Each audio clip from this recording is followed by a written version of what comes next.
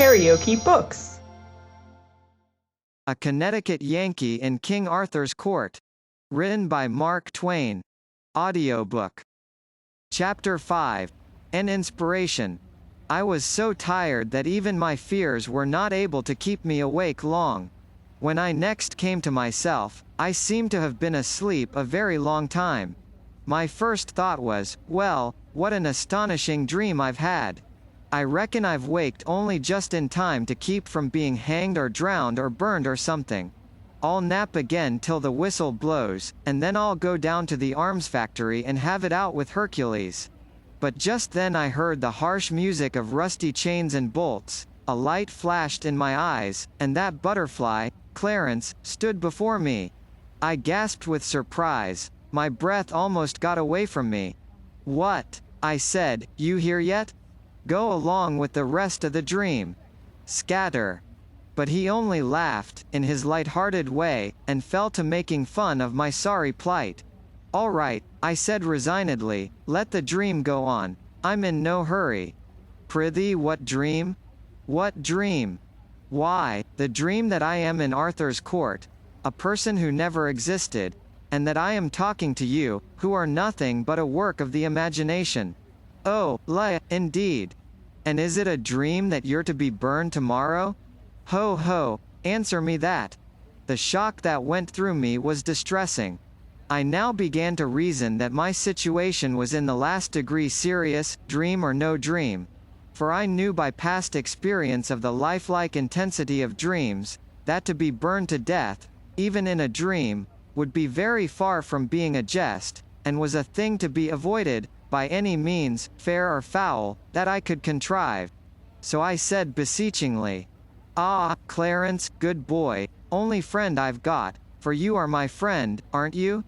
Don't fail me, help me to devise some way of escaping from this place. Now do but hear thyself." "Escape? Why, man, the corridors are in guard and keep of men at arms." "No doubt, no doubt. But how many, Clarence?" "Not many, I hope?" "Full a score. One may not hope to escape."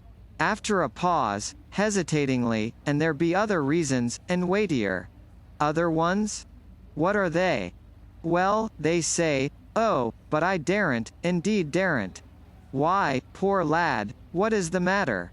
Why do you blench? Why do you tremble so?" "Oh, in sooth, there is need. I do want to tell you, but—" "Come, come, be brave, be a man, speak out, there's a good lad." He hesitated, pulled one way by desire, the other way by fear. Then he stole to the door and peeped out, listening, and finally crept close to me and put his mouth to my ear and told me his fearful news in a whisper, and with all the cowering apprehension of one who was venturing upon awful ground and speaking of things whose very mention might be freighted with death. "Merlin, in his malice, has woven a spell about this dungeon, and there bides not the man in these kingdoms that would be desperate enough to essay to cross its lines with you. Now God pity me, I have told it. Ah, be kind to me, be merciful to a poor boy who means thee well, for an thou betray me I am lost."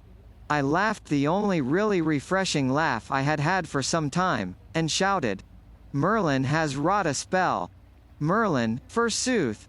That cheap old humbug, that maundering old ass? Bosh, pure bosh, the silliest bosh in the world. Why, it does seem to me that of all the childish, idiotic, chuckle-headed, chicken-livered superstitions that oh, damn Merlin." But Clarence had slumped to his knees before I had half finished, and he was like to go out of his mind with fright. "Oh, beware! These are awful words. Any moment these walls may crumble upon us if you say such things. Oh, call them back before it is too late."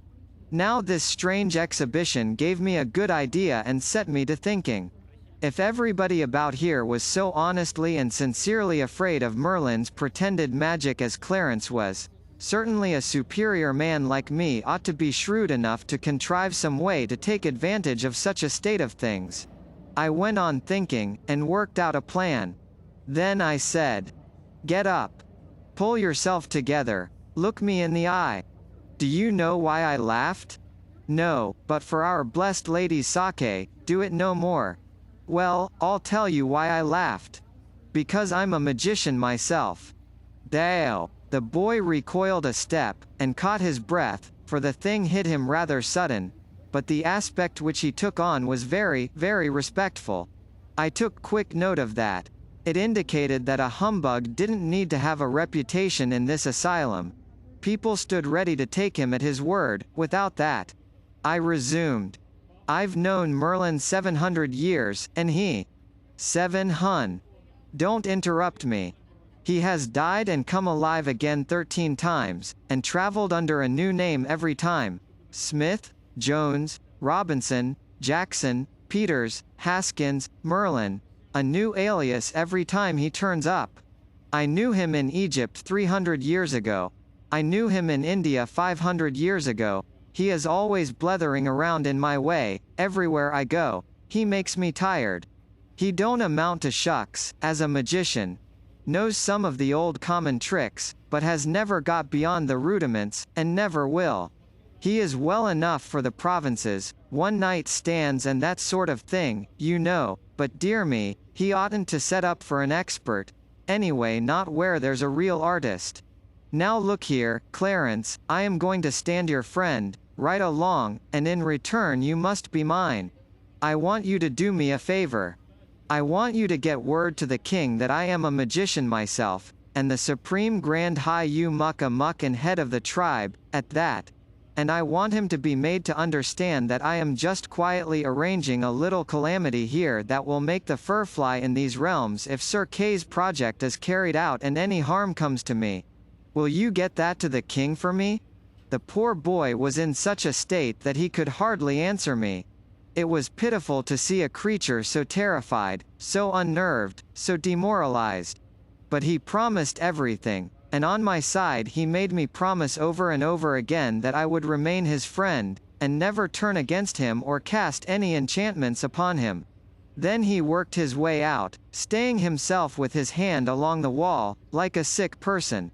Presently this thought occurred to me: how heedless I have been. When the boy gets calm, he will wonder why a great magician like me should have begged a boy like him to help me get out of this place. He will put this and that together, and will see that I am a humbug. I worried over that heedless blunder for an hour, and called myself a great many hard names, meantime. But finally it occurred to me all of a sudden that these animals didn't reason, that they never put this and that together, that all their talk showed that they didn't know a discrepancy when they saw it. I was at rest, then. But as soon as one is at rest, in this world, off he goes on something else to worry about. It occurred to me that I had made another blunder. I had sent the boy off to alarm his betters with a threat. I intending to invent a calamity at my leisure. Now the people who are the readiest and eagerest and willingest to swallow miracles are the very ones who are hungriest to see you perform them. Suppose I should be called on for a sample? Suppose I should be asked to name my calamity? Yes, I had made a blunder. I ought to have invented my calamity first. What shall I do? What can I say, to gain a little time? I was in trouble again, in the deepest kind of trouble. There's a footstep. They're coming. If I had only just a moment to think. Good, I've got it. I'm all right. You see, it was the eclipse. It came into my mind in the nick of time, how Columbus, or Cortez, or one of those people, played an eclipse as a saving trump once, on some savages, and I saw my chance. I could play it myself, now, and it wouldn't be any plagiarism, either, because I should get it in nearly 1,000 years ahead of those parties. Clarence came in, subdued, distressed, and said, I hasted the message to our liege the king, and straightway he had me to his presence. He was frighted even to the marrow, and was minded to give order for your instant enlargement, and that you be clothed in fine raiment and lodged as befitted one so great. But then came Merlin and spoiled all. For he persuaded the king that you are mad, and know not whereof you speak, and said your threat is but foolishness and idle vaporing. They disputed long, but in the end, Merlin, scoffing, said, Wherefore hath he not named his brave calamity? Verily it is because he cannot.